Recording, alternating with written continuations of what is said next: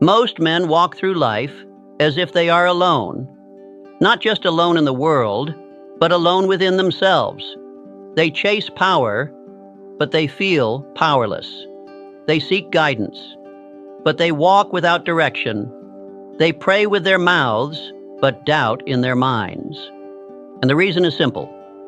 They have forgotten what lives within them, not beside them, not above them, not far off in the clouds. Within, there is a presence that lives in you, a flame so ancient, so intelligent, so perfectly designed to express through you, that if you truly understood what it meant to carry it, you would never question your next step again. You were not meant to live as if you are empty.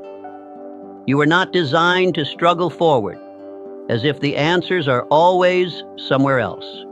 You are not required to beg for strength you already possess, but you must remember, because the world will try to make you forget. It will teach you to wait for signs, to pray for rescue, to earn the right to be guided. But infinite intelligence, the mind of God, was placed within you the moment you were born, and not as an idea, as a law, as a force, as a voice that doesn't scream, but knows. The tragedy is not that most people are weak. The tragedy is that they do not know who is living in them. So they shrink, they settle, they follow, they mimic, they drift. And all the while, they carry the power that built mountains, parted seas, shaped civilizations, and still wait to be claimed. You do not need to summon this power. You need only to align with it. And the first alignment is this. You must learn to act as if God is within you, because He is. Not when you're perfect, not when you feel holy, not when the world agrees with you, but right now, even in your doubt, even in your weakness, even in your silence, because that presence does not appear when you are ready. It appears when you remember. And remembering isn't emotional. It's not a feeling. It's a decision. And once you make that decision, you do not walk the same again. You do not speak the same again. You do not live the same again. Because now, you walk as a man who knows, I carry the divine, and I act accordingly. To act as if God is within you is not to pretend. It is not an exercise in ego or confidence or religious posture. It is a recalibration of everything: your thinking, your discipline, your posture, your language, your pace, your presence. It is a choice to stop behaving like a man who is lost and begin walking like a man who is already found. Because when you carry the divine within, you are not asking, will I be guided? You are already guided. You are not hoping to be protected. You are protection in motion. You are not waiting for wisdom. You are moving with it, embodied. This means you do not speak with fear behind your words. You do not move with apology in your footsteps. You do not seek permission to exist, to build, to believe. You do not shrink to make others comfortable. You do not ask the world for validation that was already written into your soul by infinite intelligence. To act as if God is within you means you no longer betray yourself. You no longer negotiate with doubt when clarity has already arrived. You no longer delay action when the instruction has already been given. You no longer say, I'm not ready, because you know readiness is not a condition. It's a decision. Acting as if God is within you means you no longer apologize for your calling. You do not need others to understand your urgency. You do not need external support to walk in divine rhythm. You do not ask the mirror, am I enough? Because you carry the answer inside the question. It means you sit differently. You walk differently. You pray less like a beggar and more like a partner. You no longer say, please show me. You say, Thank you for what I already know. When God is within you, you do not need to prove anything, but you must protect everything: your energy, your time, your peace, your thinking. Because when you carry something sacred inside you, your environment must be shaped to match. You no longer eat what weakens you. You no longer listen to people who drain you. You no longer keep company with voices that mock vision.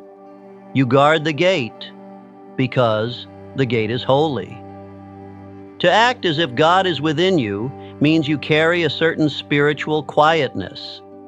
You don't need to defend yourself constantly. You don't need to explain your every move. You don't need to be loud to be effective.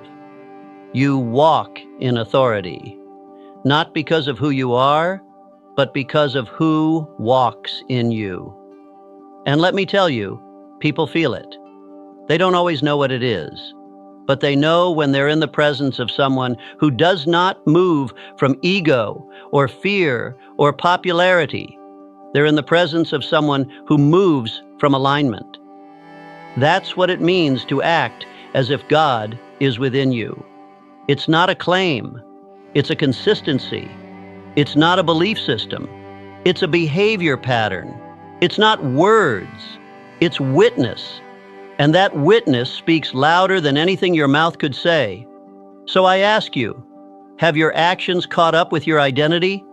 Do your habits reflect what you say you carry? Does your tone, your pace, your discipline show the world that you are not alone when you walk? Because the ones who carry the divine do not need to. Once a man begins to act as if God is within him, he no longer lives for approval. He lives for expression, not self-expression, but divine expression. You see, infinite intelligence is not a static force. It does not reside in you like a statue in a temple. It moves, it speaks, it creates, and it requires a vessel. It needs a mind to think through. It needs a mouth to speak through. It needs hands to build through. And if you will not offer yours, it will move to the one who will. Because the divine does not wait on potential. It flows through availability.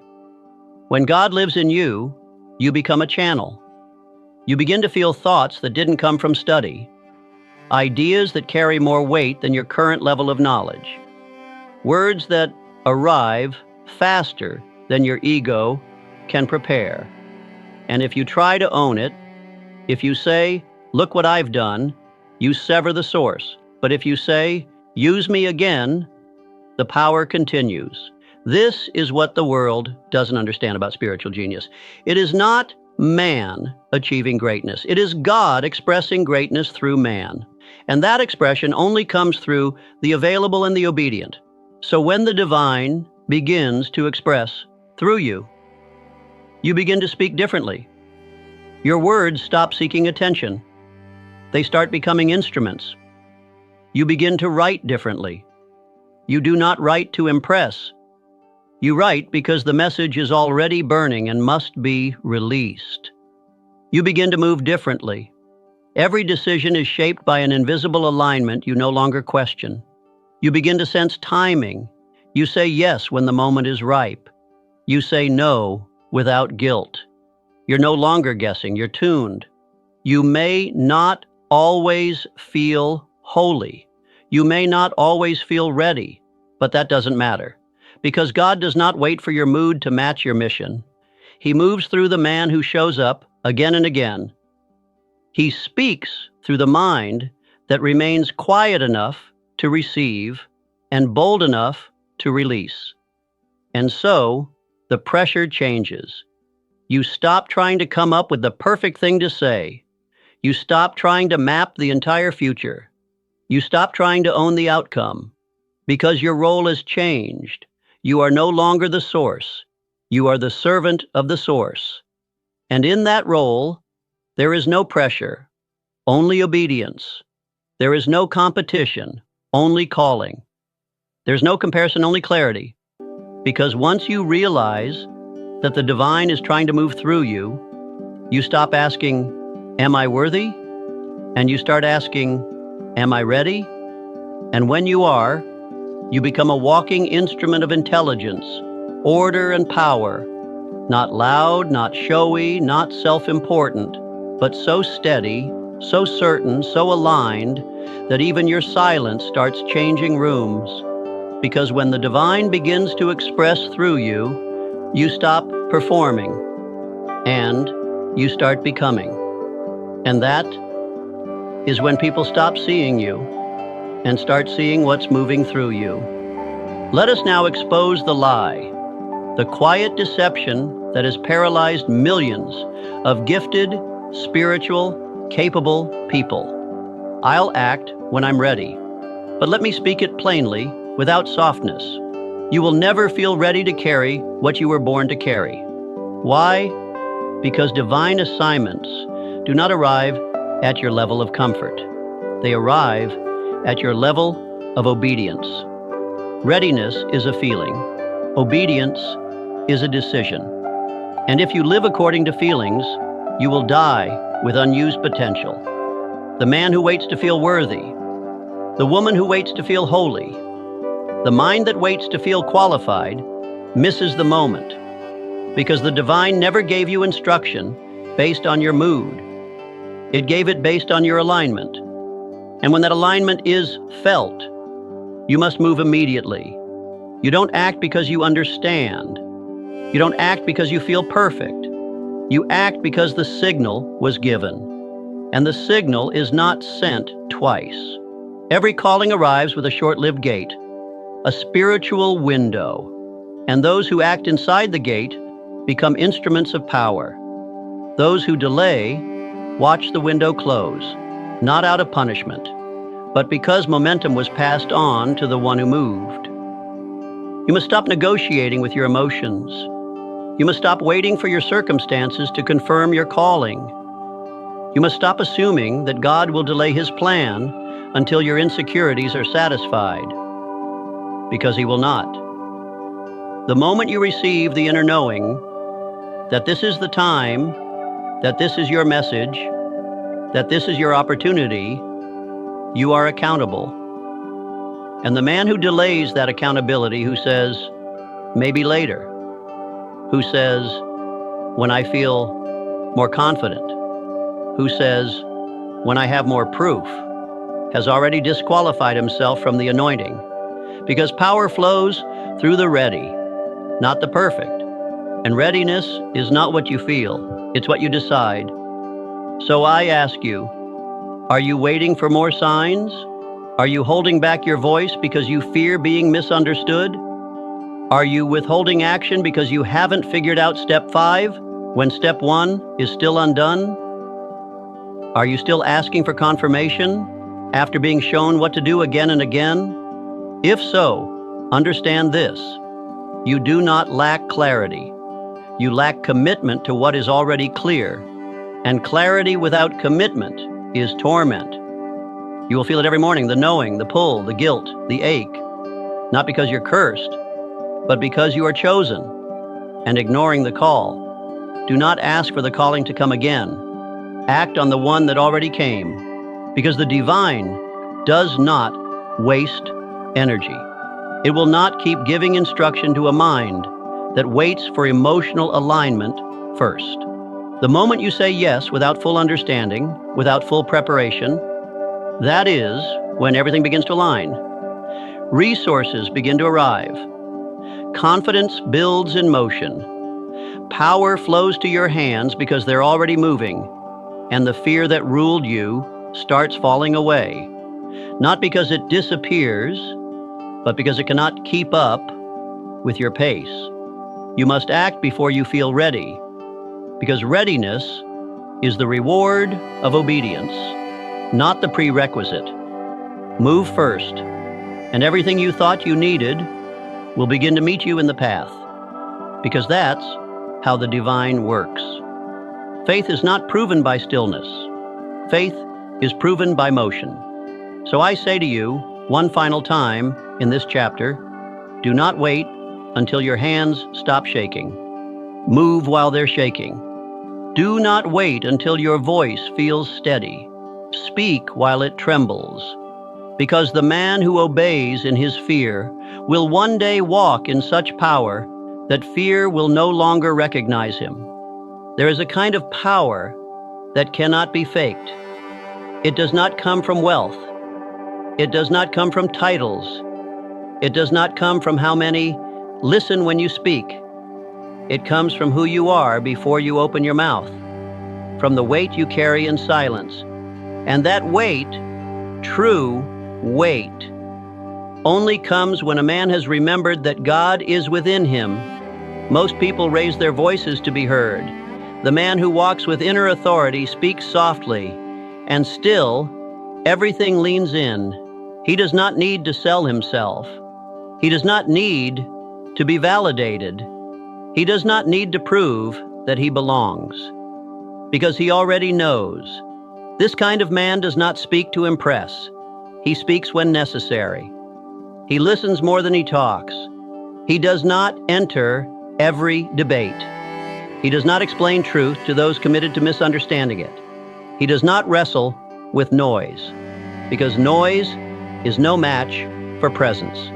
And presence, true presence, is not the result of charisma. It is the consequence of alignment.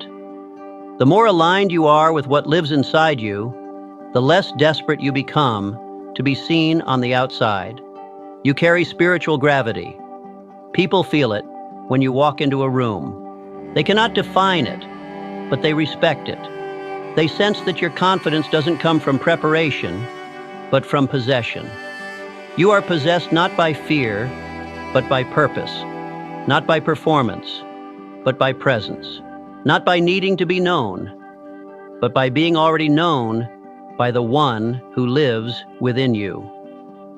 This is why the man who walks with God inside no longer acts like he's searching. He walks like he is found. Not everything, but the one thing that shapes all others. His confidence is not loud. It is calm. It is anchored. It cannot be bought. It cannot be faked. And it cannot be explained to those who haven't tasted it. This is the paradox. The closer you come to the divine within, the less you need to declare it. Your stillness becomes your sermon.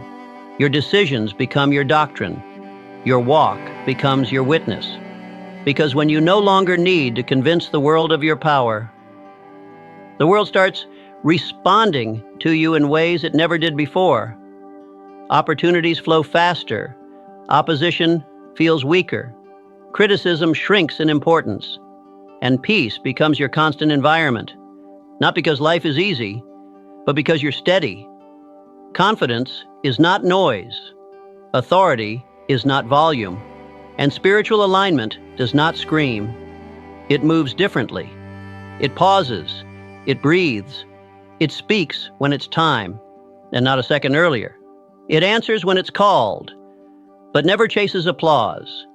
It builds slowly, but what it builds lasts forever.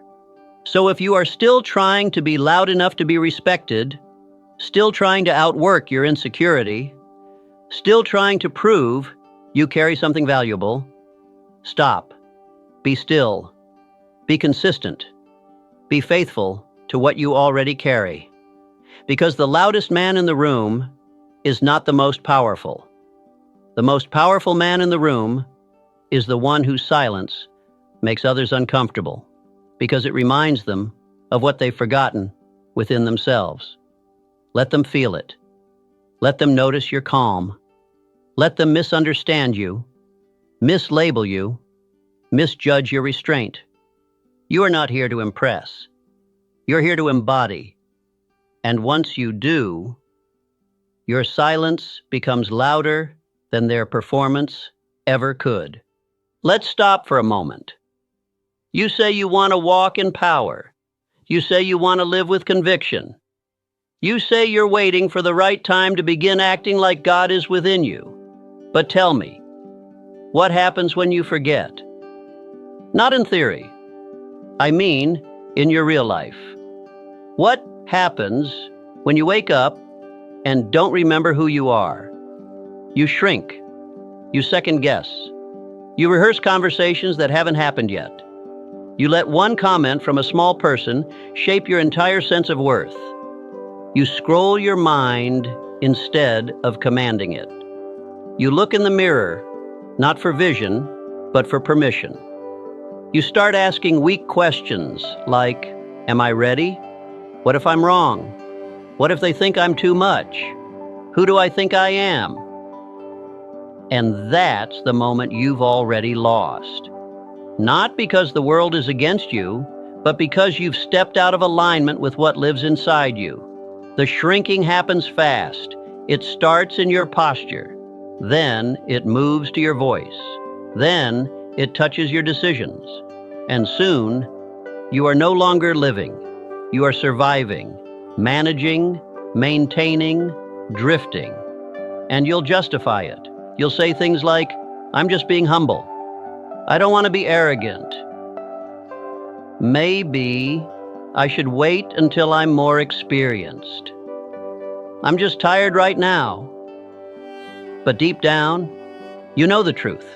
You're not tired. You're disconnected. You forgot. You forgot that you carry something infinite. You forgot that silence doesn't mean absence. You forgot that confidence isn't noise. It's remembering who sent you. And in that forgetting, you trade your fire for fog. Let me show you what that looks like in real life. You had the idea, but you didn't act. You felt the nudge to call, but you let the fear of awkwardness win. You had the urge to build, but you waited for more resources. You had the strength, but you shrunk yourself to fit their expectations. You heard the inner yes, but you asked for 3 more confirmations just to be safe. And now, you're restless. You're replaying everything. You're exhausted, not from action, but from delaying action, because nothing drains a soul faster than knowing what to do and doing nothing. This is what forgetting looks like. It's not dramatic. It's quiet, subtle, daily, deadly. And that's what the enemy of your life wants. Not to destroy you with one blow, but to erode you slowly by making you forget what's already inside you. So how do you stop shrinking? You remember. You remember by how you sit, by how you speak to yourself when no one's listening, by how you respond when fear shows up knocking at your door, by how quickly you act when that divine urge stirs something in your chest. You remember in your behavior, because belief is nothing without embodiment.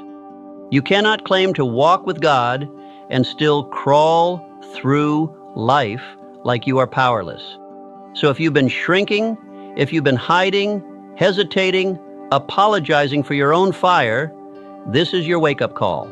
Stand up, speak slower, breathe deeper, start the project, say no with your chest, and walk into the next room like you're not the only one walking in, because you're not. And the moment you remember who lives within you, the shrinking stops.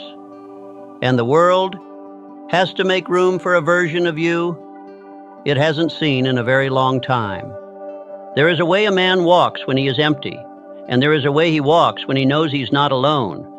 When a man walks with nothing inside him, he flinches, he hesitates, he over-explains, he watches others before deciding what to be. He responds to pressure instead of applying it. And worst of all, he follows a path made for someone else. But the man who walks as if God is within him, he doesn't just walk differently. He moves the air around him. He doesn't ask for permission to take up space. He doesn't announce his presence. He is his presence. When he enters a room, people notice. Not because he's loud, but because he's undeniable. He doesn't wear power like a costume. He wears it like skin, natural, necessary, effortless. You see, the man who walks as if he is not alone doesn't move with arrogance. He moves with authority.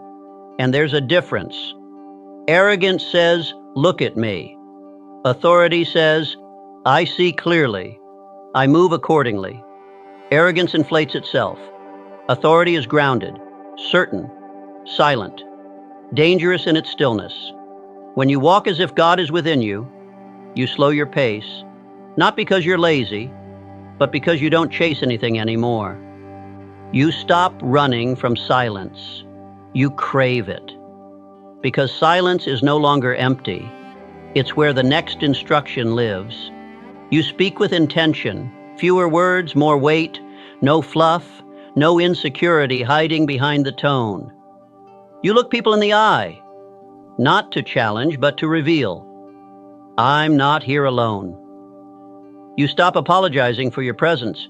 You stop shrinking to be accepted. You stop asking, is this okay? You start living like you've already been sent. This is what happens when the God within becomes not just an idea, but an atmosphere. You create inner gravity. You attract what is aligned. You repel what isn't. You carry peace that no storm can touch. Because you don't draw from the outside world anymore. You walk as if the voice that made galaxies also walks with you. And once that becomes real, you don't look for signs. You become the sign. So the next time you walk into a meeting, into a decision, into a conversation that used to shake you, remember who's with you and walk like it. No more looking around to see what others are doing. No more searching for the right vibe to match. No more giving your power away to the loudest voice in the room. You walk with the quiet power of a man who knows, I am not alone. I never have been. And everything I need to say, build, become, is already in motion within me. Walk like your footsteps carry weight. Walk like your silence is deliberate. Walk like you're not moving through life hoping things will work out. Walk like you are walking with the one who wrote the outcome. Because you are, and the sooner your body reflects what your spirit already knows, the more unstoppable you become. Now, when you say God is within you, when you believe in divine power, when you want to walk in alignment with infinite intelligence, you must make room for him. Have you cleared the space? Have you silenced the noise? Have you removed the distractions that block the signal? Because if your mind is full of fear, if your calendar is full of things that drain you, if your environment is full of voices that mock your calling, don't tell me you're aligned. Don't tell me God is within you. If he is, then where is the space for him to speak? You cannot host the divine in a crowded house. You cannot carry infinite intelligence in a schedule ruled by distraction. You cannot hear what's sacred if all you listen to is noise. This is why most people never feel the power they claim to believe in, because their lives are too full of everything except what matters. They say they want clarity, but they never sit in silence. They say they want answers, but they never stop consuming input long enough to receive one. They say they want to hear God, but they've handed their attention to the world. Let me be clear. Your life is too loud for a whisper to survive. And God doesn't yell. He waits. He waits for the space to be cleared. He waits for your nervous mind to quiet. He waits for the chaos you've normalized to be released. He waits for your real yes, not spoken, but demonstrated. So what does that look like?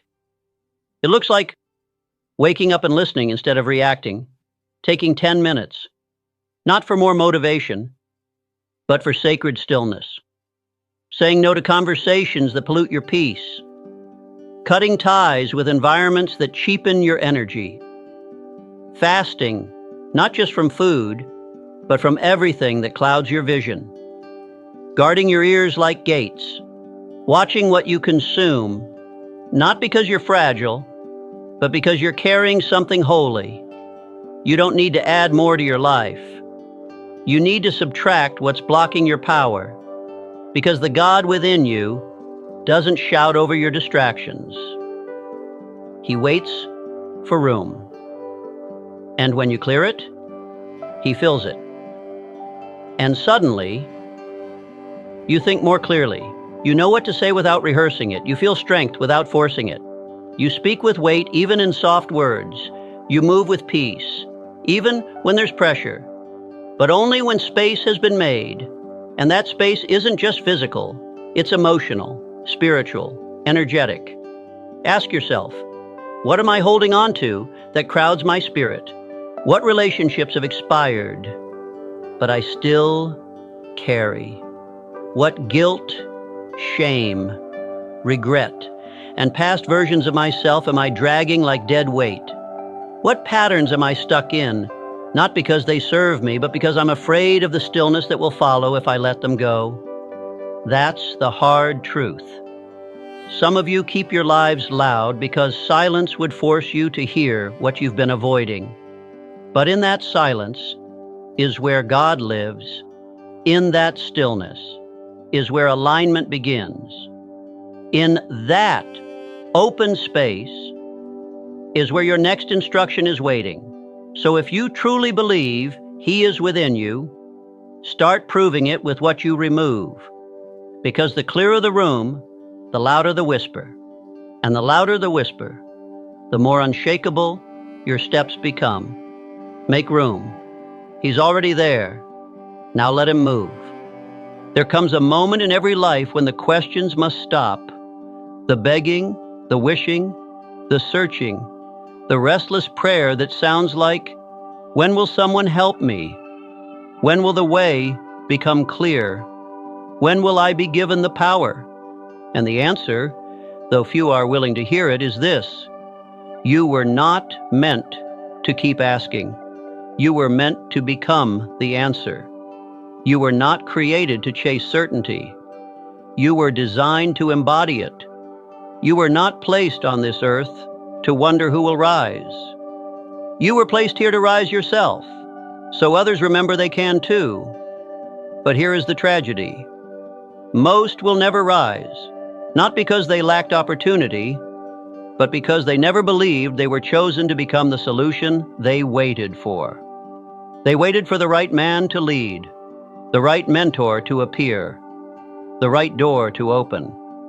But what if the door is not something you knock on? What if you are the door? What if the answer you keep searching for in the world has been asking for permission to live through you all along? You don't need more time. You don't need another sign. You don't need to be discovered. You need to decide. Decide to walk into the unknown with the confidence of one who knows he is not empty. Decide to stand where others tremble. Decide to speak when the moment calls, even if your voice has never been used that way before. Decide to carry your assignment, even when your hands still shake. Because the shaking does not disqualify you. The fear does not mean you're on the wrong path. The doubt does not cancel your destiny. The only thing that separates the man who becomes the answer from the man who dies, still waiting, is decision. Decision to act when it's unclear. Decision to trust what was given to him in silence. Decision to carry the divine not just privately, but publicly. So ask yourself, are you waiting for someone else to carry what was assigned to you? Are you hoping another man will step forward so you don't have to feel the pressure? Are you waiting to be told what you already know? You say you believe God is within you. Then why are you still living as if He is silent? The truth is, He has spoken, and now He waits, not to lead you, but to lead through you. There are people watching you right now, not for entertainment, but because your next move gives them permission to remember their own calling. There are situations waiting not for the right idea, but for your alignment to unlock the timing. There are generations that will either rise or remain buried, depending on whether you act now or pass the weight to someone else. And so I tell you, You've prayed enough. You've studied enough. You've begged enough. Now, you become the answer to the question that once kept you up at night. Become the voice that breaks confusion. Become the calm that steadies the storm. Become the movement that triggers alignment in everyone watching. And once you do, you'll stop wondering when God will show up, because you'll realize He already did. He showed up when you did. You've heard enough. You've waited long enough. You've hesitated long enough. And now you must walk. Not because you have all the answers, not because you feel strong, not because the path is smooth, but because you've been chosen to carry something greater than certainty. Conviction. And conviction is not a feeling. It's a posture, a decision, a spiritual contract. You walk not to find clarity, you walk until clarity finds you. You walk until your habits match your identity. You walk until your fears learn your name and stop bothering you. You walk until your silence speaks louder than their noise. You walk until your face looks like someone who has seen God and remembers. Because that's what this journey is. It is not a sprint. It is not a sermon. It is not a moment of inspiration. It is a way of life. And every step you take from this day forward will either confirm that God lives within you or betray it. So how do you walk? You walk like the man who no longer apologizes for his pace. You walk like the woman who no longer explains her yes or her no. You walk like someone who has burned the need for validation and now moves by alignment alone. You walk when it's hard. You walk when it's quiet. You walk when it feels like no one sees it, because you know the one who sent you still watches. You walk with eyes that no longer scan for comparison. You walk with a voice that no longer shakes when it speaks the truth. You walk with hands that are steady, not because they've never failed, but because they now move with purpose. And here's what will happen. People will ask, what changed? And you won't explain. Because it wasn't a moment. It wasn't a conversation. It wasn't a technique. It was a return. A return to who you were before the fear, before the forgetting, before the smallness, before the delay. A return to the one truth they could never take from you, that God lives in you, and that changes everything.